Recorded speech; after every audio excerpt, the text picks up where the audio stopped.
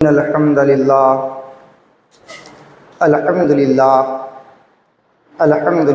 رب العالمین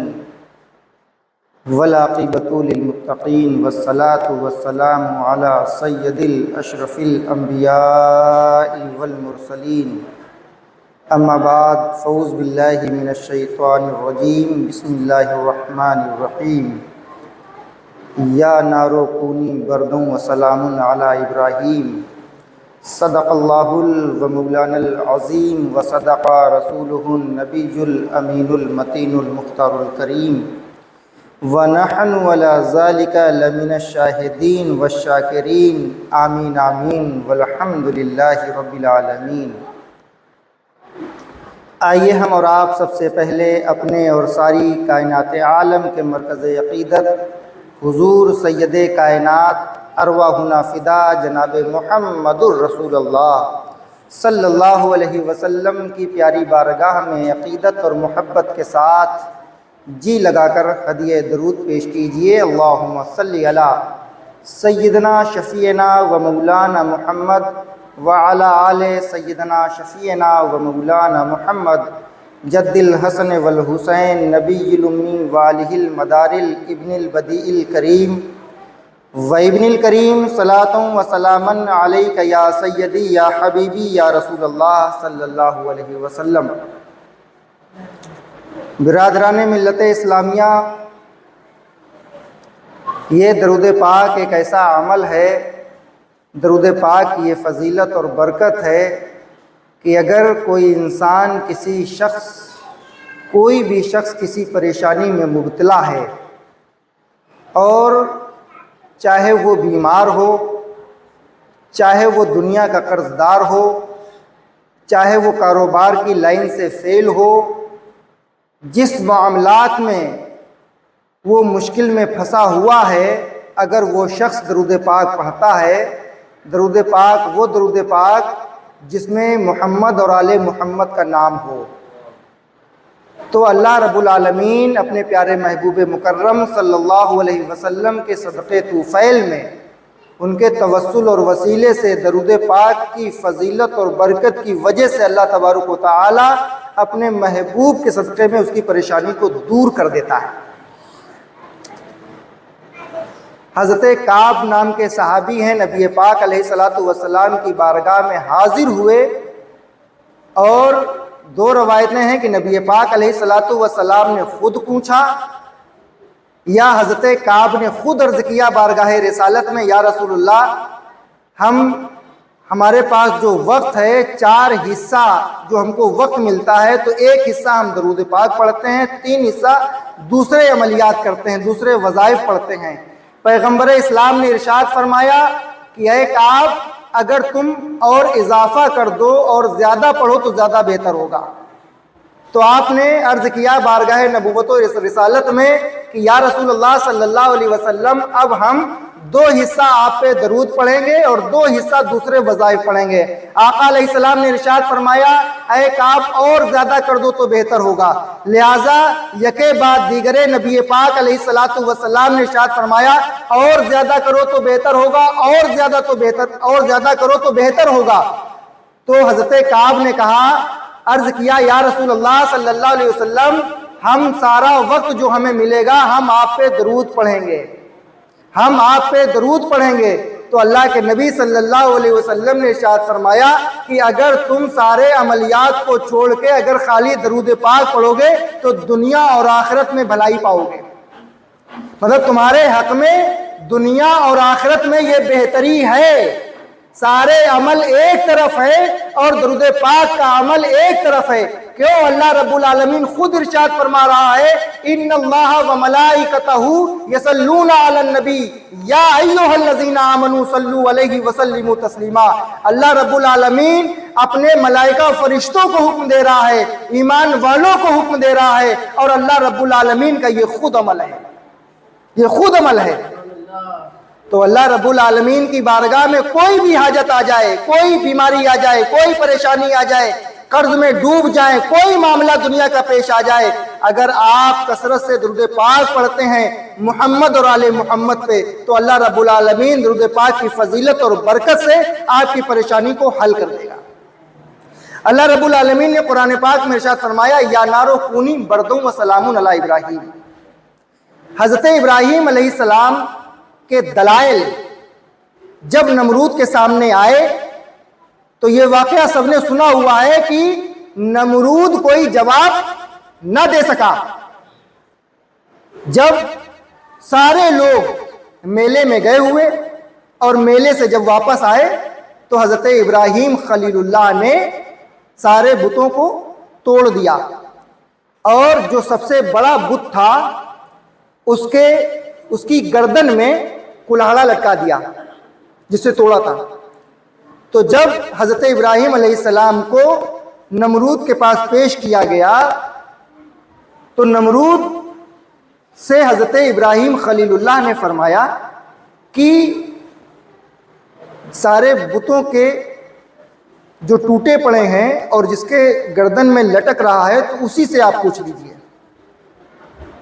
اسی سے آپ پوچھ لیجئے کہ ان چھوٹے بتوں کو کس نے توڑا ہے، ایک بت صرف باقی ہے۔ تو نمرود نے برجستہ یہ کہا کہ یہ بول نہیں سکتے، یہ حرکت نہیں کر سکتے، یہ جنبش نہیں کر سکتے، یہ کوئی کام نہیں کر سکتے۔ تو ابراہیم خلیل اللہ نے کہا جب یہ کوئی کام خود نہیں کر سکتے تم ان سے مدد کیوں مانگتے ہو، ان سے مدد کیوں مانگتے ہو؟ تو لہٰذا جب کوئی دلیل نہ دے سکا نمرود تو حضرت ابراہیم خلیل اللہ کے لیے اپنے لوگوں سے کہا کہ 40 مربع فٹ ایک محل تیار کیا گیا اور اس میں 3 ماہ تک لکڑیاں اکٹھا کی گئی، 45 مربع فٹ چوڑائی اور گہرائی اور لمبائی اور چوڑائی اور اونچائی، اور اس میں لکڑیاں ڈھیر کی گئیں 3 ماہ تک۔ اور جب اس کی شعائیں آسمان سے باتیں کرنے لگیں، اگر کوئی بھی پرندہ آس پاس سے گزر جاتا تو جل کے راکھ ہو جاتا، گر جاتا۔ اب حضرت ابراہیم خلیل اللہ کو اس میں ڈالا کیسے جائے، پھینکنے کا حکم دے رہا ہے، لیکن وہ دور بھی زمانے جاہلیت کا دور تھا،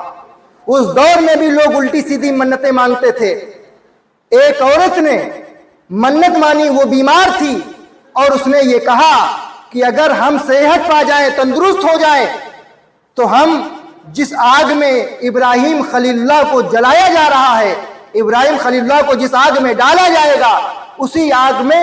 ہم لکڑی جا کر کے ڈالیں گے ایک گٹھا۔ تو اللہ نے شفا دے دی۔ جب وہ گٹھر لے کر کے اپنے سر پہ لاد کے گھر سے نکلی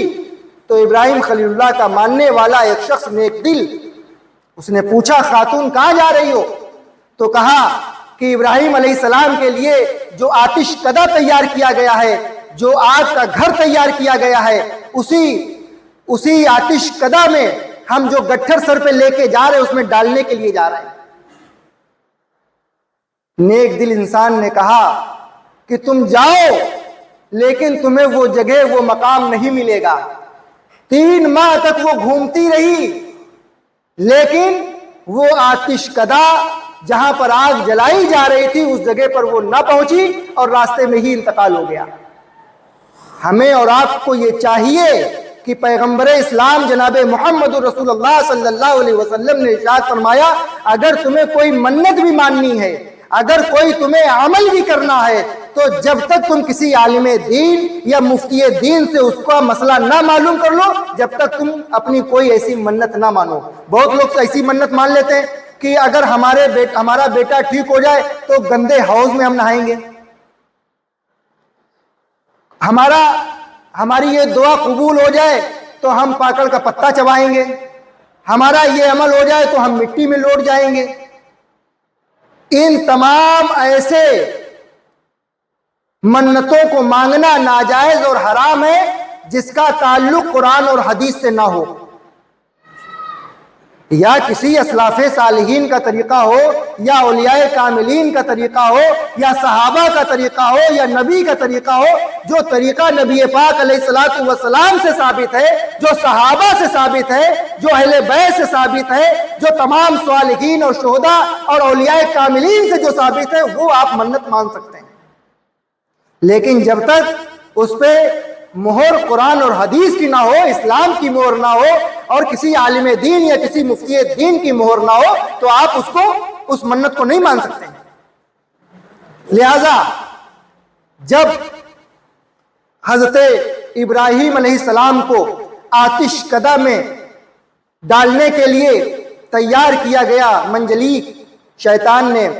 مشورہ دیا، شیطان نے بتایا کہ اب ابراہیم علیہ السلام کو تو ایسے آگ میں ڈال نہیں سکتے،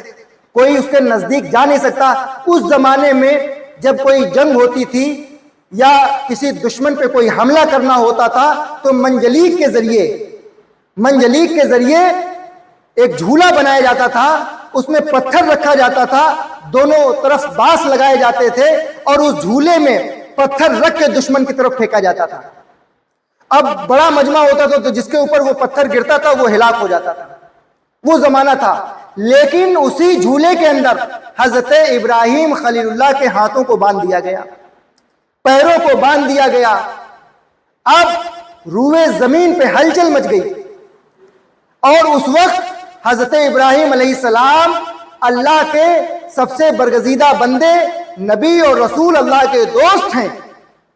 اللہ کے محبوب بندے ہیں، اور حضرت ابراہیم علیہ السلام کی جب یہ حالت اور یہ کنڈیشن روئے زمین دیکھتی ہے تو زمین لرزنے لگتی ہے، آسمان کانپنے لگتا ہے، حور و غلمان میں ایک ہلچل مچ جاتی ہے، تمام ملائکہ فرشتے رونے لگتے ہیں، اے اللہ تیرے خلیل کے ساتھ یہ کیا ہو رہا ہے، تیرے ابراہیم تیرے نبی کے ساتھ یہ کیا ہو رہا ہے۔ تو اللہ رب العالمین نے تمام فرشتوں کو حکم دیا کہ جاؤ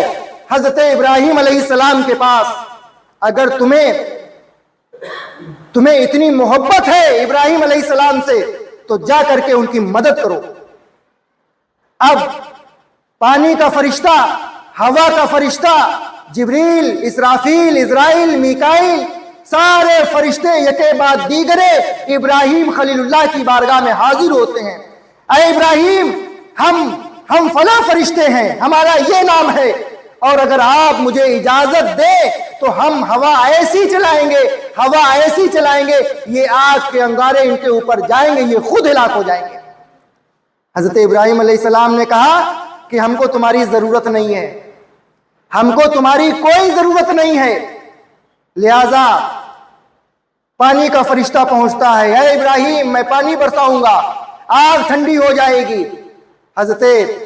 لاسٹ میں حضرت جبریل امین علیہ السلام آتے ہیں، اے اللہ کے خلیل، اے ابراہیم، اگر آپ اجازت دیں تو ہم آپ کو اپنے پروں پہ بٹھا کر کے یہاں سے لے جائیں۔ حضرت ابراہیم علیہ السلام کہتے ہیں نہیں، مجھے کسی کی ضرورت نہیں ہے، میرا کوئی حامی اور مددگار نہ بنے، بلکہ اگر ہمارا حامی اور کوئی مددگار، اگر ہمارا کوئی معین ہے تو ہمارا صرف پروردگار ہے۔ تو حضرت ابراہیم علیہ السلام سے حضرت جبریل امین نے عرض کیا، اے اللہ کے خلیل، آپ اللہ سے کیوں نہیں بات کر لیتے؟ آپ اللہ کے خلیل ہیں، آپ اللہ کے دوست ہیں، آپ اللہ کی بارگاہ میں جو بات کہیں گے اللہ کی بارگاہ میں قبول ہو جائے گی۔ تو حضرت ابراہیم خلیل اللہ حضرت جبریل امین سے فرماتے ہیں کہ اے جبریل، کیا میرے رب کائنات کو اس بات کی خبر نہیں ہے؟ کیا رب کائنات اس بات کو نہیں دیکھ رہا کہ اس کے خلیل کے ہاتھ بندھے ہوئے ہیں اور اس کے خلیل کے پیر بندھے ہوئے ہیں اور خلیل کو منجلیک میں بٹھا دیا گیا ہے اور اس کو آگ میں ڈالا جا رہا ہے؟ تو کہا بے شک تمہارا پروردگار دیکھ رہا ہے، جان رہا ہے، اس کے علم میں ہے۔ تو کہا مجھے کہنے کی ضرورت نہیں ہے، اللہ کی بارگاہ میں مناجات کرنے کی ضرورت نہیں ہے، لہذا پروردگار عالم خود ہماری رہنمائی فرمائے گا۔ اگر وہ ہمیں جلانے کے لیے تیار ہے تو یہ اللہ کا خلیل جلنے کے لیے تیار ہے۔ حضرت ابراہیم علیہ السلام کو جیسے ہی جھولے میں بٹھایا جاتا ہے اور جھولا پیچھے جاتا ہے اور ابراہیم علیہ السلام آتش کدے میں آگ میں تشریف لے جاتے ہیں تو رب کائنات ارشاد فرما رہا ہے یا نارو کونی بردوں و سلامون علی ابراہیم، اے آگ ٹھنڈی اور سلامتی والی ہو جا، تجھ میں میرا خلیل تشریف لا رہا ہے۔ یہ اللہ کی مدد ہے، یہ اللہ کی مدد ہے۔ حضرت ابراہیم خلیل اللہ جیسے ہی آتش کدہ میں تشریف لے جاتے ہیں، اللہ کی بارگاہ میں سجدہ ریز ہوتے ہیں، اور وہ جو آتش کدہ تھا، جو آگ تھا، گلاب کے پھول میں تبدیل ہو جاتا ہے۔ وہاں پہ سارا معاملہ چینج ہو جاتا ہے کہ جہاں پر آتش کدہ تھا وہاں پہ پھول بنتے ہوئے نظر آ رہے ہیں، کلیاں بنتی ہوئی نظر آ رہی ہیں۔ ابراہیم علیہ السلام جب سجدے سے سر اٹھاتے ہیں تو اپنے آپ کو محفوظ پاتے ہیں۔ تو سب سے بڑا فلسفہ کیا ہے؟ سب سے بڑا عمل کیا ہے؟ اللہ جس حال میں تم کو رکھے اس حال میں تم راضی رہو، اور ہر حال میں اللہ کی بارگاہ میں سجدہ ریز ہوتے رہو۔ کوئی پریشانی آ جائے، کوئی معاملہ آ جائے، کوئی دکھ آ جائے، لیکن اگر تم نے اللہ کی بارگاہ سے اپنے آپ کو ہٹا لیا، اللہ کے گھر سے اپنے آپ کو ہٹا لیا، اللہ سے اپنے آپ کو دور کر لیا، تو دنیا میں بھی رسوا ہو جاؤ گے، دنیا میں بھی برباد ہو جاؤ گے، آخرت میں بھی تباہ ہو جاؤ گے۔ تو اللہ نے حضرت ابراہیم خلیل اللہ کو اتنا معتبر نبی بنایا، اتنی فضیلت اور برکت والا نبی بنایا، اتنی اہمیت والا نبی بنایا کہ اللہ تبارک و تعالی نے حضرت ابراہیم علیہ السلام کی قربانی کو اتنا اپنی بارگاہ میں قبول کیا کہ تمام امت محمد رسول اللہ صلی اللہ علیہ وسلم کے لیے یہ فرض فرما دیا کہ جو صاحب استطاعت ہیں، جن کی حیثیت ہے، وہ قربانی پیش کریں۔ کس کے نام سے؟ ابراہیم علیہ السلام کے نام سے۔ ابراہیم علیہ السلام کے نام سے قربانی پیش کریں، اور پیغمبر اسلام جناب محمد رسول اللہ صلی اللہ علیہ وسلم ارشاد فرما رہے یہ تمہارے باپ ابراہیم علیہ السلام کی سنت ہے۔ رہتی دنیا تک صفا اور مروہ کے چکر لگانا، صحیح کرنا اور جانوروں کو ذبح کرنا، یہ ابراہیم خلیل اللہ کی سنت ہے۔ یہ اللہ کے خلیل ہیں، یہ اللہ کے دوست ہیں۔ جب اللہ کی دوستی کسی بندے سے اتنی مضبوط ہوتی ہے کہ اللہ رب العالمین تمام لوگوں کے دلوں میں اس کی محبت پیدا کر دیتا ہے، اور ایسی محبت رہتی دنیا تک ان کی محبت لوگوں کے دلوں میں قائم رہے گی، اس کو کوئی مٹا نہیں سکتا۔ حضرت پیغمبر اسلام صلی اللہ علیہ وسلم نے 63 قربانیاں پیش کی حج میں، 63 اونٹ ذبح کیے نبی پاک علیہ السلام نے۔ امام حسن اور حسین نے 25 حج کیے، اور تمام صحابہ کی مقدس جماعت جس قدر ابو بکر صدیق، عمر فاروق اعظم، عثمان غنی، مولا علی کا کوئی ایسا وقت نہیں گیا، کوئی ایسا سال نہیں گیا جس میں حج نہ کیا ہو۔ حضرت عثمان غنی کے زمانے میں، مولا علی کے زمانے میں بلوائی یا جو معاملات رہے کسی وجہ سے حج رکا، لیکن ابو بکر صدیق، عمر فاروق اعظم نے کبھی حج کو کینسل نہیں کیا۔ آج ہمارے پاس مال بھی ہے، دولت بھی ہے، استطاعت بھی ہے، سارے معاملات بھی ہیں، ایک پلاٹ خرید لیا، دوسرے پلاٹ خریدنے کی طاقت ہے، لیکن وہ حج نہیں کرتا، حج کی توفیق نہیں ہے۔ ابھی پلاٹ بنوانا ہے، ابھی مکان بنانا ہے، ابھی بیٹے کی شادی کرنا ہے، یہ 10 لاکھ 20 لاکھ روپیہ شادی میں خرچ کرنا، یہ فضول خرچی اسلام میں اس کی کوئی حیثیت نہیں ہے۔ حیثیت یہ ہے کہ اگر تم کو تمہارے مکان کے علاوہ تمہارے پاس زیادہ پراپرٹی ہے، جائیداد ہے اور لاکھوں کروڑوں کا معاملہ ہے، تمہارے اوپر حج فرض ہے، قربانی فرض ہے۔ لیکن جب حج کا مہینہ آتا ہے تو انسان اپنا بینک بیلنس چیک کرنے لگتا ہے، اپنی بیٹیوں کی شادی کا حصہ لگانے لگتا ہے، اپنے بیٹے کی شادی کا معاملہ دیکھنے لگتا ہے کہ بیٹے میں اتنا خرچ ہوگا، بیٹی میں اتنا خرچ ہوگا، اتنا میرے اوپر قرض ہے، اتنا مال ہے، پراپرٹی ہے، میرے پاس کیش نہیں ہے، لہذا مفتی صاحب مسئلہ بتائیں۔ مفتی صاحب کے پاس مسئلہ پوچھنے کے لیے انسان حاضر ہو جائے گا، لیکن جس اللہ نے تمہیں طاقت دی ہے، سرمایہ دیا ہے، استطاعت دی ہے، دولت دی ہے، یہ دی ہوئی تو اسی کی ہے، یہ دی تمہاری بیٹی کا انتقال ہو جائے گا، کیا کرو گے؟ اولاد مر جائے گی، تم مر جاؤ گے، کیا ہوگا؟ حضرت امام اعظم ابو حنیفہ رضی اللہ تعالیٰ عنہ کے نزدیک اگر کوئی انسان مالدار ہوتا، ثروت ہوتی، دولت ہوتی، مال ہوتا، اگر وہ حج نہیں کرتا تو امام اعظم ابو حنیفہ اس کی نماز جنازہ نہیں پڑھاتے، نماز جنازہ میں شرکت بھی نہیں کرتے، اس کی میت کی پرسی میں بھی نہیں جاتے۔ کتنا بڑا معاملہ ہے! اللہ نے تمہیں یہ لباس دیا، زندگی دی، مال دیا، مکان کے علاوہ اگر جتنا تمہارا مکان ہے اس سے اگر ایکسٹرا بھی تمہارے پاس کمرے ہیں تو اس میں پکڑ ہے۔ مکان بھی زیادہ بڑا حیثیت کے باہر نہیں ہونا چاہیے، اتنا بڑا مکان ہے، پھر بھی صوفے پہ بیٹھے ہوئے بہت معمولی سی قربانی، اگر 150 لوگ اکٹھے بھی ہو گئے تو ارے بھائی اب ٹائم ختم ہو گیا ہے، گوشت نہیں مل پائے گا۔ تو معاملہ یہ ہے کہ جو تمہارا حصہ ہے، جو تمہارے رشتہ داروں کا حصہ ہے، جو غریبوں کا حصہ ہے، اس حصے میں ان کا خیال رکھا جائے۔ اگر تم نے کسی بڑے جانور میں حصہ لیا، مسئلہ ہے یہ، اگر کسی بڑے جانور میں حصہ لیا اور اس میں آپ 7 حصے دار ہیں اور آپ نے کوئی بڑا جانور لیا اور 1 2 3 4 آدمی تیار ہیں اور 3 آدمی تیار نہیں ہیں، آپ ان کے پاس گئے، پپو بھائی حصہ لے لو، فلاں صاحب حصہ لے لو، چاند بھائی حصہ لے لو، یا اسلم بھائی حصہ لے لو۔ ارے یار ہم تو بکرا لے آئے، اب ہمارا کوئی ارادہ نہیں ہے، لہذا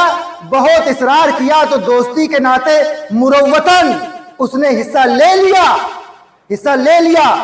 اور اگر اس نے اپنی نیت اور ارادہ نہیں کیا تو کسی کی قربانی بڑے جانور میں نہیں ہوگی۔ لہذا اس کے پاس جا کر کے اس کی نیت لکھوائیں کہ تمہاری نیت کیا ہے،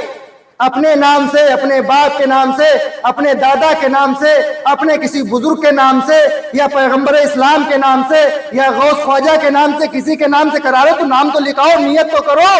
کہ اسلام میں سب سے پہلے تو نیت ہے۔ اگر ایک کی نیت خراب ہو گئی تو کسی کی قربانی نہیں ہوگی، قربانی ہوگی نہیں۔ تو لہذا